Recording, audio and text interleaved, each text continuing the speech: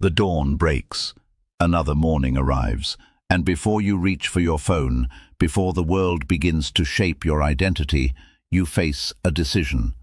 A single instant where your mind still belongs entirely to you, where infinite possibilities rest in the quiet, where the person you are destined to become is waiting for you to speak life into existence.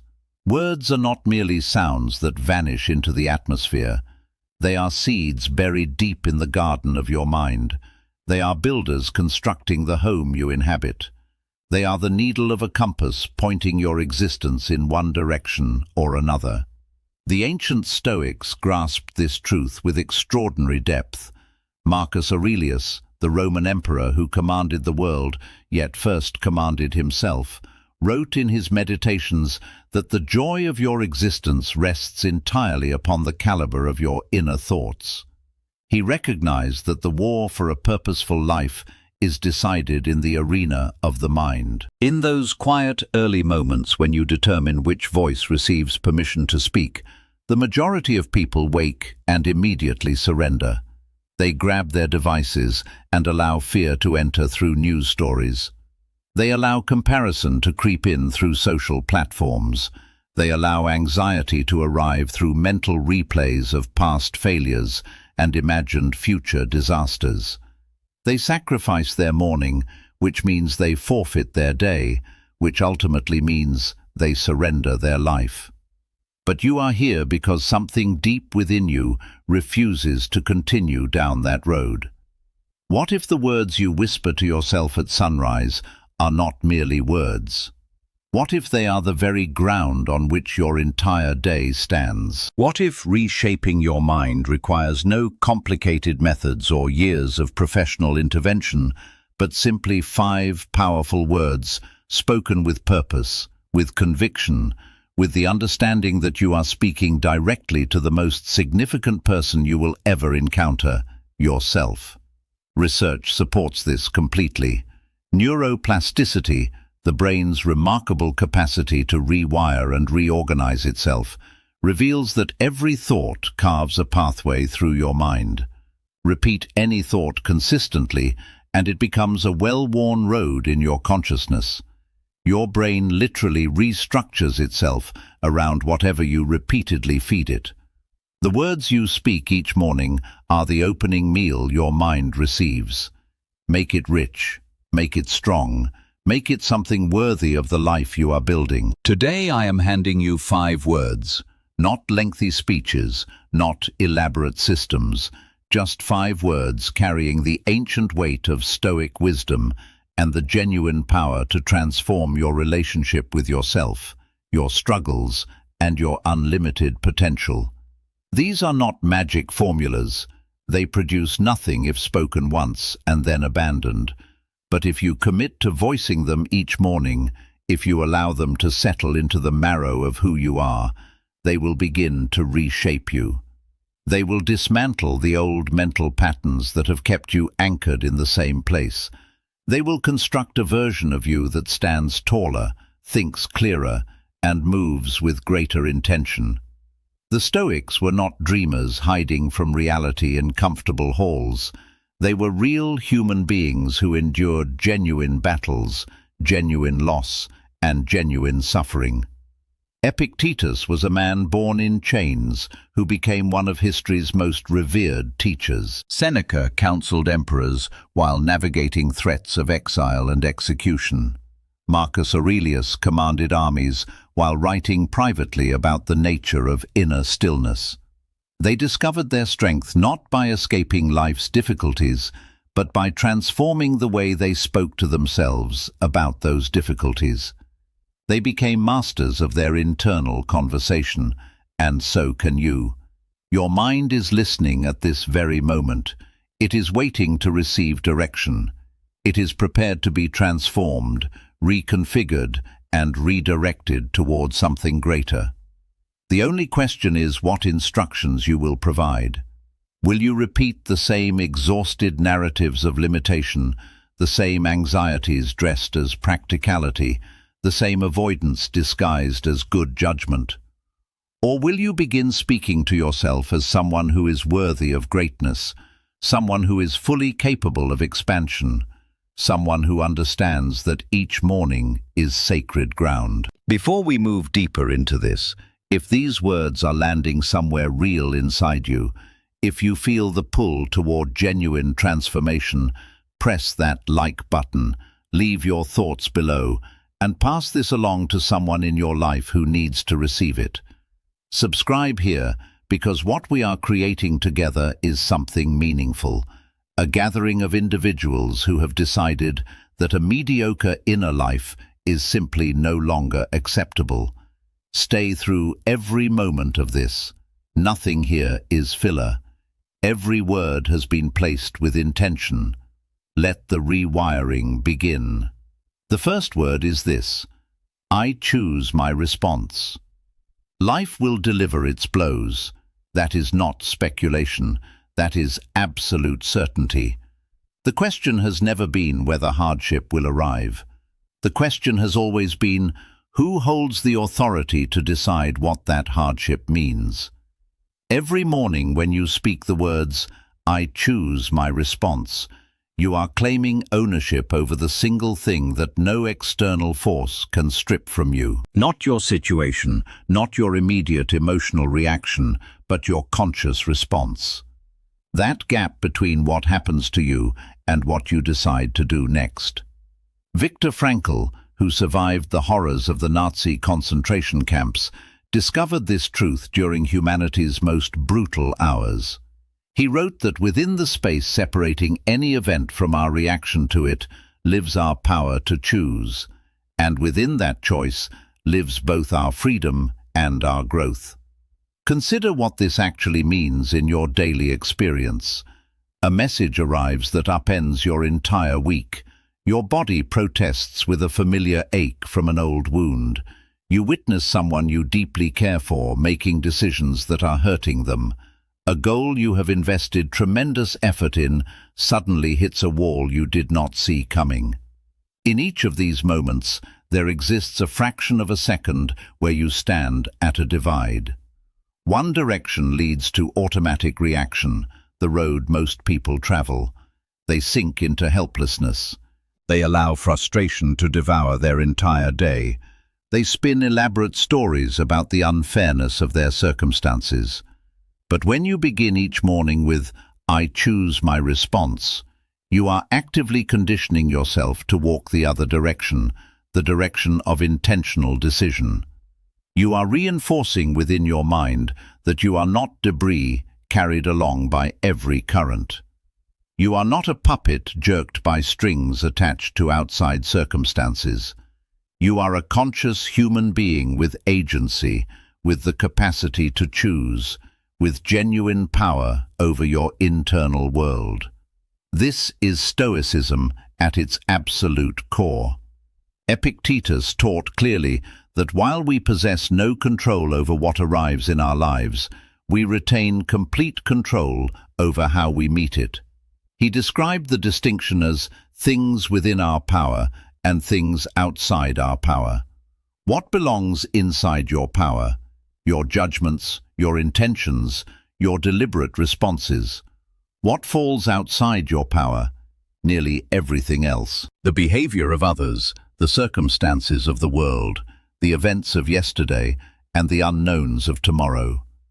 When you exhaust your energy attempting to control what lies beyond your reach, you drain yourself of real power.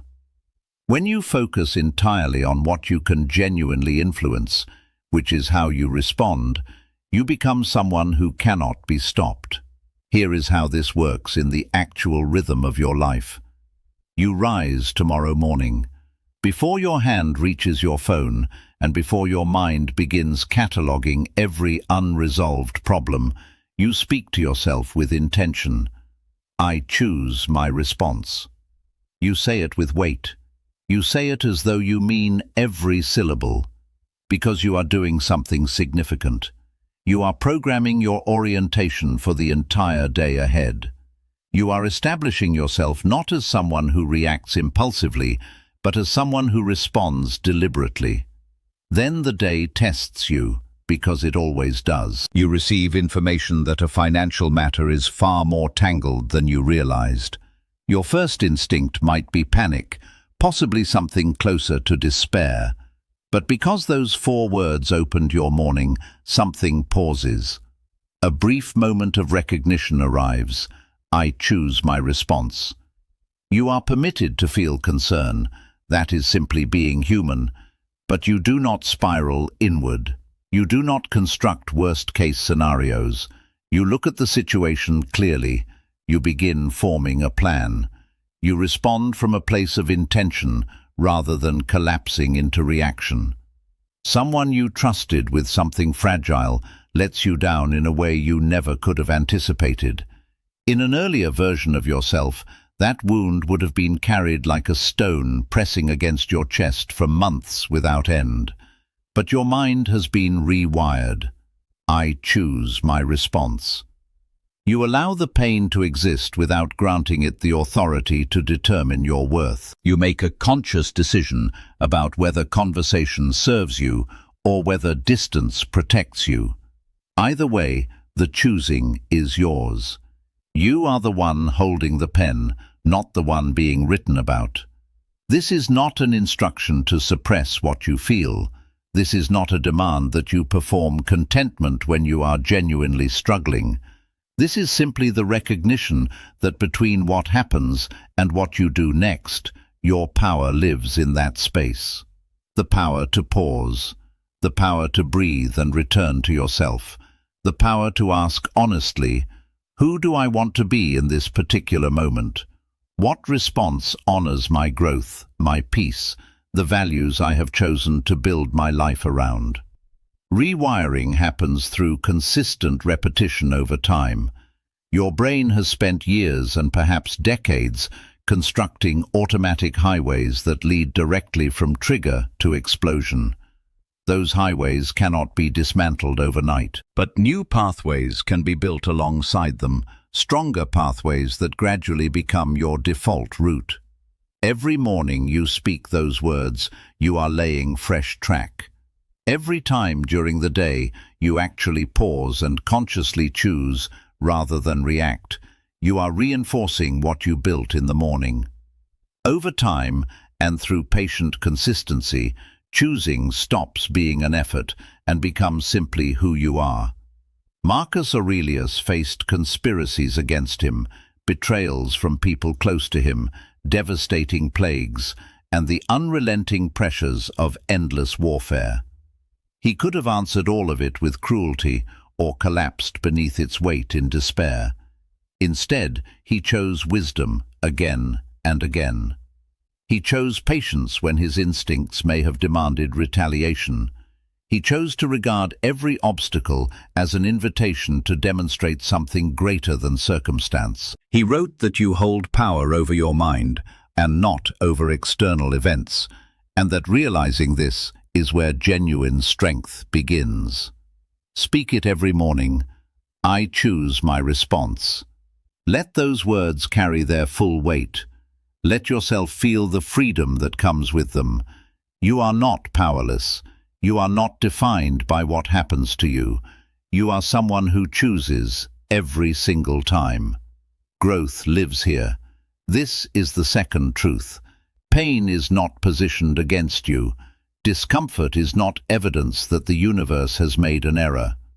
The moment you feel yourself stretched past the edge of what feels familiar, past the comfortable known, that is not a punishment being visited upon you. That is the door of genuine growth swinging open. When you wake and declare growth lives here, you are planting a flag in the ground. You are informing your mind that whatever stands before you on this particular day is not a problem requiring avoidance. It is fertile soil where something entirely new can begin to take root and grow.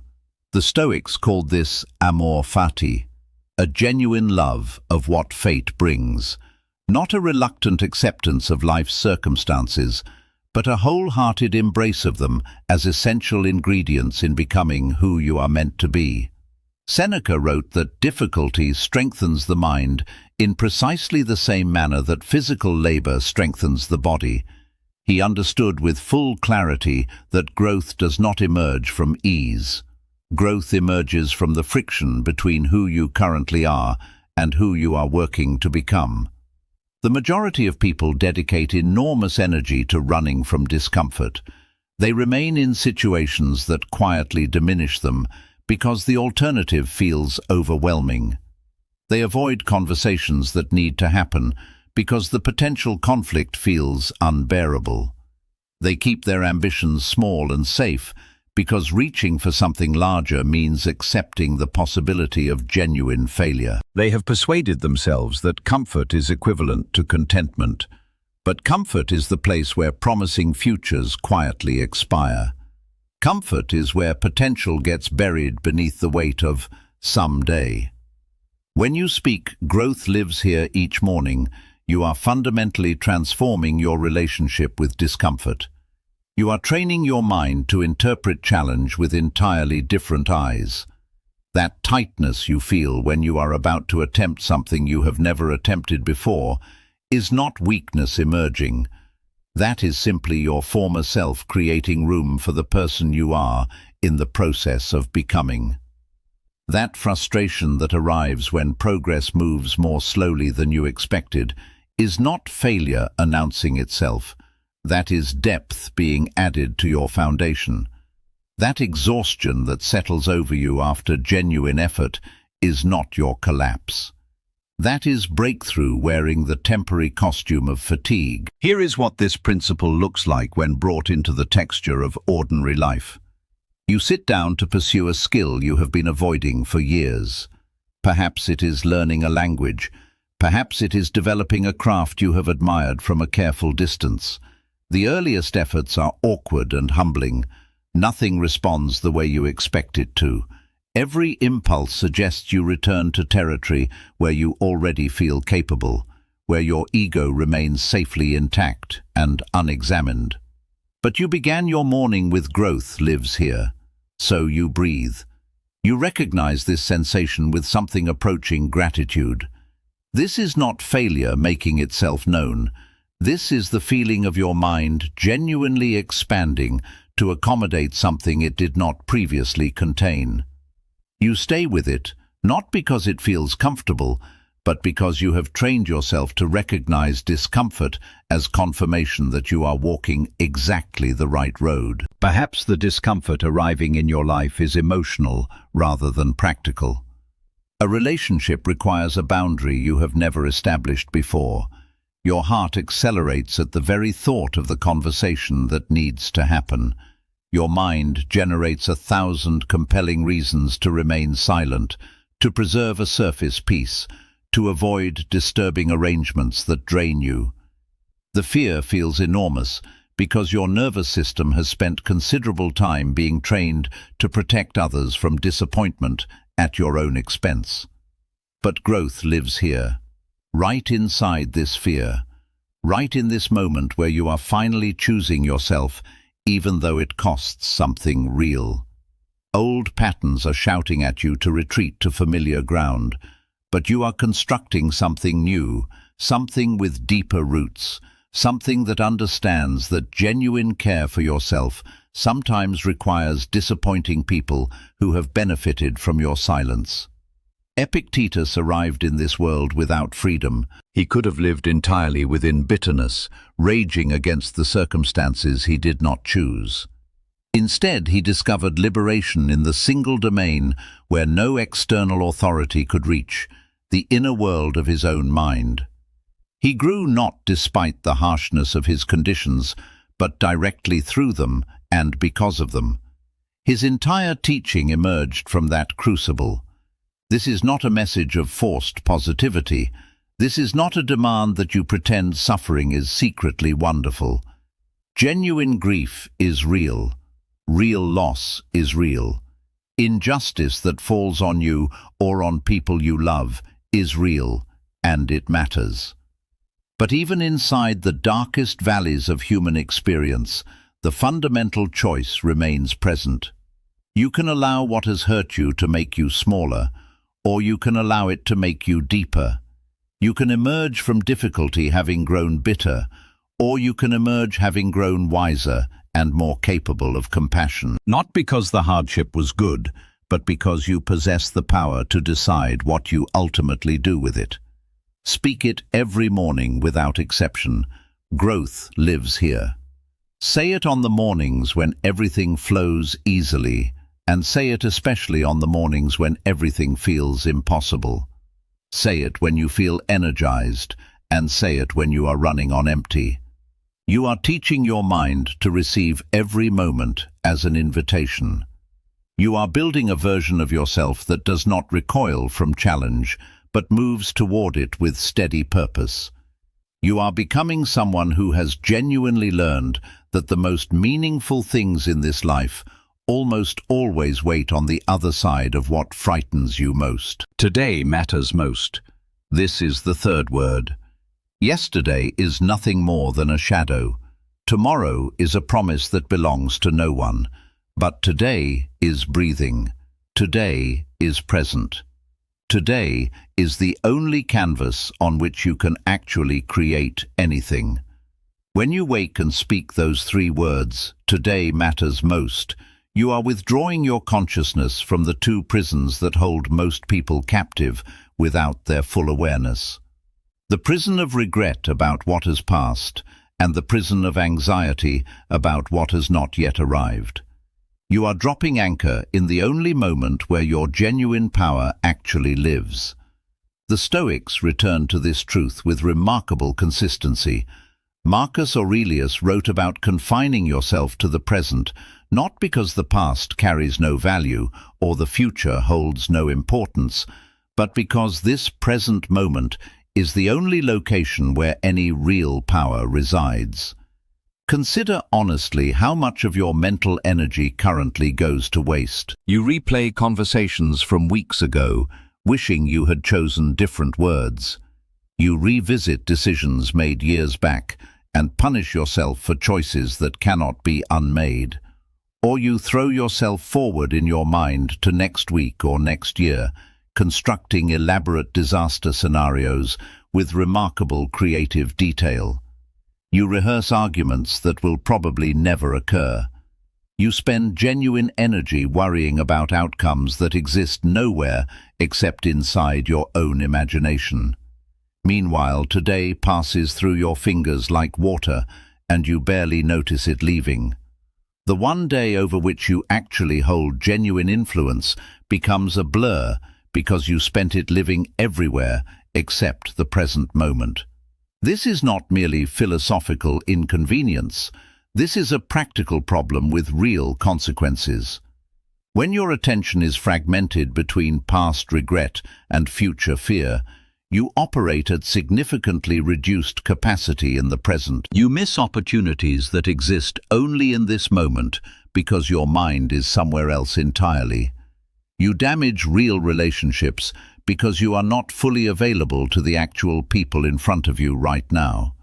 You make clouded decisions because you are responding to memories and projections rather than to what is actually real and present. When you speak "today matters most" every morning, you are training your attention to return home. Home to this particular breath. Home to this specific moment. Home to the only time and space where the life you actually want can be constructed. You are not pretending the past never happened. You are choosing not to take up permanent residence there. You are not denying that tomorrow will arrive. You are choosing not to let its uncertainty paralyze your present capacity. Imagine you wake with your mind already racing ahead through everything requiring attention across the coming week. Appointments stacking, deadlines approaching, obligations multiplying faster than your morning coffee can address them. The accumulated weight of it all presses on your chest before you have even stood up. Anxiety pours in because your mind is attempting to solve 5 days' worth of problems simultaneously before any of those days have actually begun. But you have been training yourself consistently. Today matters most. You speak those words and feel your awareness gently shift. Yes, those responsibilities exist, and they deserve attention. But in this present moment, what actually requires something from you right now? Perhaps simply making your bed, drinking water, moving your body for a few minutes, perhaps genuinely connecting with someone who matters to you. The future will arrive in its own time, delivered one present moment at a time, just as it always has. You do not need to carry the entire weight of it before it gets here. You only need to show up completely for the day that is actually here. Or perhaps the prison confining you is constructed from the past rather than the future. You are haunted by a version of yourself that made different choices than the ones you now wish you had made. You carry the weight of shame about who you used to be. You struggle to release yourself from guilt about opportunities you failed to recognize or people you caused harm. That accumulated weight follows you into every new chapter, tinting fresh experiences with the residue of old regret. You genuinely want to move forward, but you keep turning back. Today matters most. Those 3 words become your permission to release what you cannot alter. Not because the past is unimportant, but because drowning in something unchangeable honors no one, least of all yourself. The person you were operated with the awareness and tools available to them at the time. The person you are now carries the understanding that person could not access yet. Today is where you get to apply everything you have learned. Today is where genuine redemption makes its home. Not in rewriting what has already happened, but in writing today's pages with different hands. Seneca spent extended years stripped of everything familiar, exiled from the world he had known. He could have spent every waking hour consumed by bitterness over what had been taken, or paralyzed by terror about what might still come. Instead, some of his most enduring and significant writing emerged from precisely that period. He understood at a deep level that each day constitutes a complete life in miniature, that each morning is its own small rebirth, and each night its own quiet completion.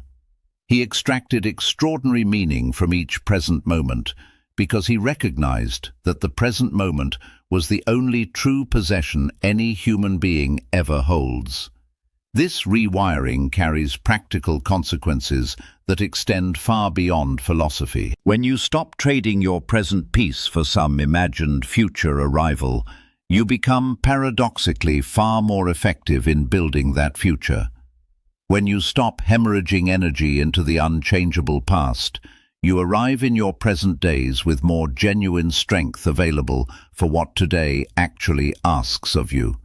You become someone who is genuinely here, fully present in your conversations, fully alive in your experiences, fully engaged with what is real rather than haunted by what was, or paralyzed by what might one day be. Speak it every single morning. Today matters most. Let those words draw you completely into now. Let them remind you that this specific day, this unrepeatable collection of hours, is your actual life unfolding in real time, not the life that will begin someday, not the life that existed back then. This life, right here, right now. This is the ground on which everything meaningful gets built. I am enough. This is the 4th word, and it may be the most important truth you will encounter today. You have been living under the weight of a lie for so long that it has assumed the shape of something factual. The lie insists that you must become more before you have earned the right to rest, that you must accomplish more before you deserve genuine peace, that you must fix and improve and polish yourself further before you become worthy of real love and belonging. That lie has been quietly stealing from you for years without your conscious permission. It ends now. When you wake and speak, "I am enough," you are not declaring yourself finished or perfect. You are declaring yourself whole. You are announcing that your value does not rise and fall with your daily productivity, that your worth is not calculated by how many people offer you their approval, that your humanity is not something requiring constant re-earning.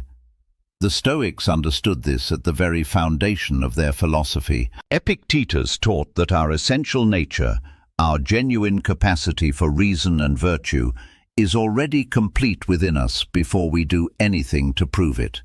He said that the truly wise person does not grieve over what they lack, but instead finds genuine appreciation for what they already possess. Everything that matters most is already present within you.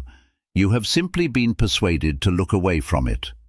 The modern world has been systematically teaching you insufficiency. Every advertisement is constructed around the premise that something essential is currently missing from your life and can only be supplied by the product being offered. Every scroll through curated social images quietly suggests that other people have figured out something you continue to miss. Every comparison places you on a scale that always seems to measure you as falling slightly behind wherever you are. The treadmill has no end. Reach one milestone and another immediately materializes. Accumulate to a certain level and discover the target has shifted upward. Climb to a particular point and observe that the summit has relocated to somewhere higher.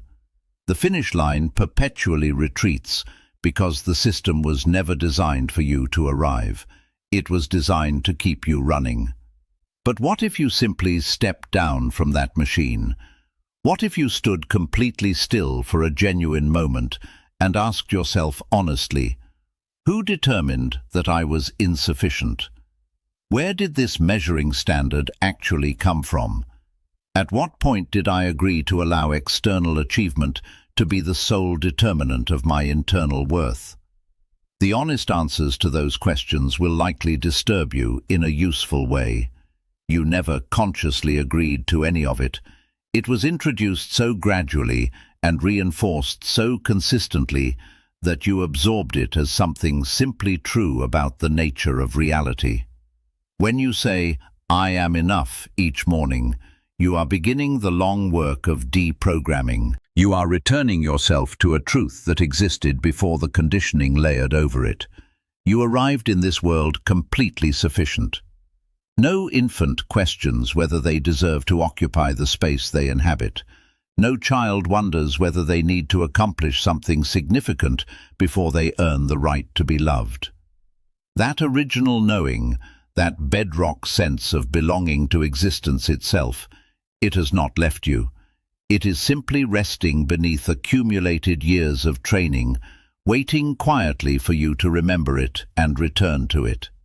Here is the practical transformation this creates. You stop performing for the benefit of outside observers.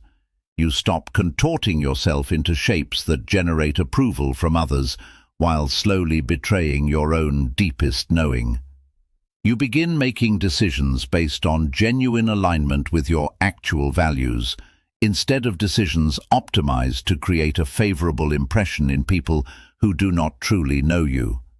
You say no when no is the honest answer, without weeks of guilt following behind it. You say yes when yes genuinely serves you, without needing anyone's permission first. You take up the space you were always meant to occupy, without constantly apologizing for existing. Someone challenges your choices. In the past, their skepticism would have ignited an internal spiral that lasted days. You would have spent enormous energy building a case in your own mind, defending yourself to a court that never actually convened, desperate for validation from people who are themselves struggling with their own relationship to enoughness. But your mind has been rewired. I am enough. Their perspective is simply a perspective. It carries no authority over your actual reality. It holds no vote in determining your worth. You can genuinely consider what they have offered without allowing their disagreement to damage the foundation beneath you. Or perhaps the voice of not enough originates inside rather than outside. You examine yourself in the mirror and your eye goes immediately to everything that falls short of some imagined standard. You review the story of your life and see exclusively what remains absent rather than what has been built. You compare your current chapter to someone else's much later chapter and conclude you have somehow failed at a race you never agreed to run. The inner critic is relentless and thorough, and it has perfected its particular pitch over decades of practice. It sounds like honesty, it feels like protection, but it is gradually poisoning the source. I am enough. When you speak those words each morning, you are not silencing the inner critic into permanent retirement. You are refusing to grant it the final word. You are hearing the voice without enlisting yourself in its service. You are saying, I acknowledge you, but I no longer obey you. Your worth is simply not subject to ongoing negotiation. Your enoughness is not contingent on what your most self-critical thoughts conclude about you on your hardest days. Marcus Aurelius, the man who held more earthly power than perhaps anyone in the known world, still found it necessary to write private reminders to himself about the fundamental limits of human significance against the vast backdrop of time and cosmos. Not as an exercise in self-diminishment, but as a practice of genuine liberation from the crushing weight of needing to be something superhuman. He understood that accepting his own very human limitations was not a concession to weakness, it was the doorway to wisdom. He wrote that very little is actually required to build a life that feels genuinely good, that the essential ingredients are found not in external acquisition, but within the quality of one's own thinking. Everything you need in order to feel whole is already present within you. Speak it every morning. I am enough. Say it especially on the mornings when believing it feels completely impossible.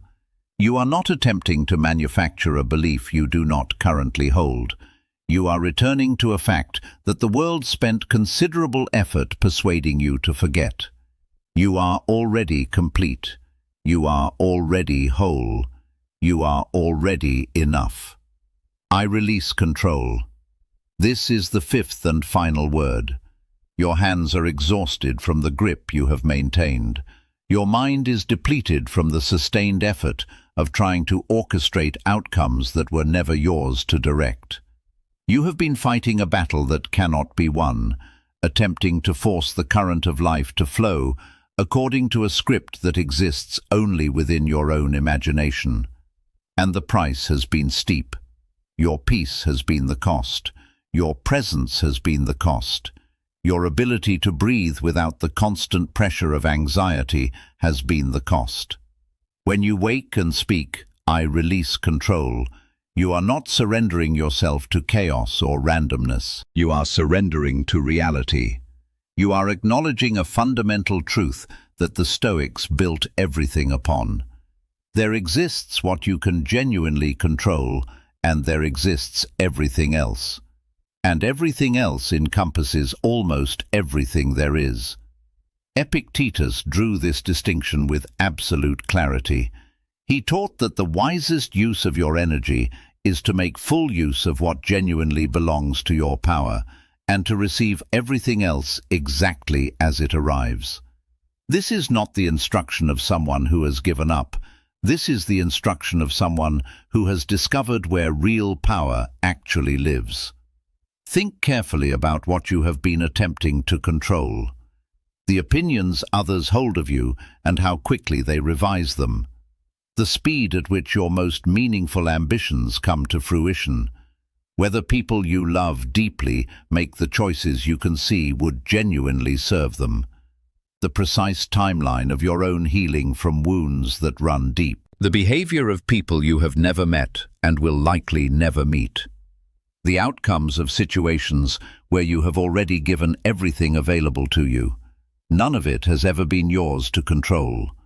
Yet the energy you have spent in the attempt has been extraordinary. Energy that could have gone instead toward what actually falls within your genuine sphere of influence. Your sustained effort, your orientation toward life, your continued growth. The deliberate quality of your responses to whatever arrives. The illusion of control seduces because it mimics safety. The logic goes that if you plan thoroughly enough, if you anticipate every variable with sufficient care, if you manage each moving piece with enough precision, then perhaps nothing genuinely painful can reach you. But life has demonstrated consistently that it does not operate according to this logic. The tighter you grip, the more slips through. The more energy you invest in micromanaging outcomes, the more suffering you generate for yourself, because control over outcomes was never genuinely available, and pursuing an unavailable thing is the most exhausting pursuit imaginable. When you say, "I release control" each morning, you are practicing one of the most challenging and simultaneously most liberating capacities a human being can develop. You are training yourself to draw a clear line between what falls within your genuine influence and what has never belonged to you at all. You can influence a great many things. You can arrive with full intention. You can give your genuine best to whatever stands before you. You can communicate with clarity and honesty. You can establish and maintain the boundaries that protect what you value. You can make thoughtful plans and follow through on them with consistency. But once you have done everything that genuinely belongs to you, once you have given all that is yours to give, you must release the rest. You must extend trust, not necessarily that everything will arrive exactly as you imagined it, but that you will remain fundamentally okay regardless of how it arrives. You care deeply for someone who is currently on a path that is causing them harm. You have offered every honest word available to you. You have made yourself consistently available. You have shown up in every way you know how to show up. But they are still walking a road that only they can walk. Everything in you wants to reach across the divide and redirect their steps, to shoulder the consequences of choices that belong to them, to steer them toward the life you can clearly see they deserve. But that has never been within your authority, and the grief of that powerlessness sits heavy somewhere in your chest. I release control. You speak those words and something in you shifts, not in their circumstances, but in your own. You can continue loving them. You can remain genuinely available. But you release the weight of responsibility for choices that are not yours to make. You stop allowing their journey to become the primary cost of your own peace.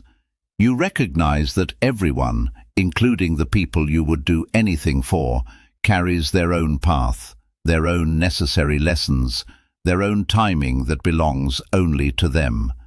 Your purpose is not to rewrite their story. Your purpose is to inhabit your own with full integrity and genuine presence. Or perhaps the thing you are attempting to control is time itself. You constructed a clear vision of where you were supposed to be by this particular point in your life. A mental checklist of milestones that by all your calculations should already be marked complete.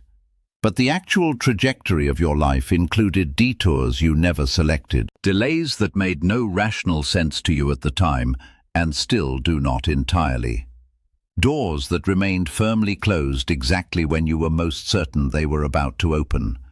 And now there is something that feels like anger directed at time itself and at the whole arrangement of things, and perhaps at yourself for not somehow arriving where you thought you were supposed to be. I release control. The timeline was never yours to set. You can work with extraordinary dedication. You can remain committed through seasons that test that commitment severely, but you cannot manufacture readiness before it has genuinely arrived. You cannot compress the time required for something real to form properly. Seneca wrote during his own extended season of enforced waiting that fortune favors what emerges when adequate preparation meets the moment that is finally ready to receive it. Your responsibility is the preparation. The timing of the moment belongs entirely to something beyond your authority. And accepting that is not quitting. Accepting that is showing up completely for today, while releasing your white-knuckled grip on the way tomorrow is supposed to unfold. Marcus Aurelius commanded armies whose outcomes he could not guarantee. He held authority over an empire he could not prevent from experiencing plague and betrayal and eventual decline. He learned through hard experience to place his entire investment in the one territory that was genuinely his character, the quality of his decisions, the integrity of his responses to whatever arrived. He wrote that you always retain the option of forming no fixed opinion about circumstances beyond your reach, and that there is no genuine necessity to allow your inner life to be disturbed by what you cannot govern. He found a freedom that very few people locate, not through controlling everything he encountered, but through releasing everything that was never his to hold. Speak it every morning. I release control. Feel what happens in your body when you actually mean those words. Feel the drop in your shoulders. Feel the unclenching in your jaw. You are not giving anything up that was genuinely yours. You are releasing the exhausting fiction that you ever held it. You are trusting life enough to stop spending everything you have fighting against its actual nature. You are becoming someone who brings their full, genuine influence to what they can genuinely affect, and then releases the rest with something approaching grace. And in that release, you will discover a quality of peace you have been searching for in every place except the only place it has ever actually lived. 5 words, 5 mornings, 5 keys to a mind that has been holding itself in a prison it constructed and then forgot it built. I choose my response. Growth lives here. Today matters most. I am enough. I release control. These are not decorative phrases to be displayed and forgotten. They are the structural foundation of an entirely new internal architecture. They are the native language of someone who has decided that the quality of their inner world matters more than any external circumstance that arrives to test it. They are the voice of a person who has come to understand that reshaping your own mind is not a luxury reserved for people with more time or more resources. It is the most essential work any human being can undertake. The Stoics did not arrive at these principles from positions of ease and safety. They forged every one of them in the fires of exile and enslavement, and warfare and grief, and the grinding daily difficulty of being fully human when being human asked everything of them. They left behind an extraordinary roadmap, not because they had resolved every question, but because they were brave enough to sit with the same questions that wake you up at 3 in the morning. How do I locate genuine peace inside genuine chaos? How do I grow when what I am growing through is painful? How do I live with full presence inside a world I cannot direct? You begin rewiring your mind one morning at a time, one word at a time, one deliberate choice at a time. There will be mornings when you forget entirely. There will be days when the old grooves pull you back into familiar territory with a force that surprises you. That is not failure announcing itself. That is simply being human in the full and honest sense of what that means. You do not require perfection in order for this to work. You require only genuine commitment. You require only the willingness to return to your own morning and speak to yourself as though you believe you deserve a rich and beautiful inner life because you genuinely do. These 5 words will be waiting for you every morning without exception. They will not force their way into your consciousness. They will not produce anything without your active participation. But if you show up consistently, if you speak them with real intention, and allow them to quietly orient how you move through each day, they will change you in ways that will eventually surprise you. Not overnight, but undeniably and irreversibly over time. Your mind is listening right now to every word you speak to it, and every word you allow others to speak into it. The only question that remains is what you will tell it when tomorrow's morning comes. What voice will you allow to speak first? What foundation will you build the day upon?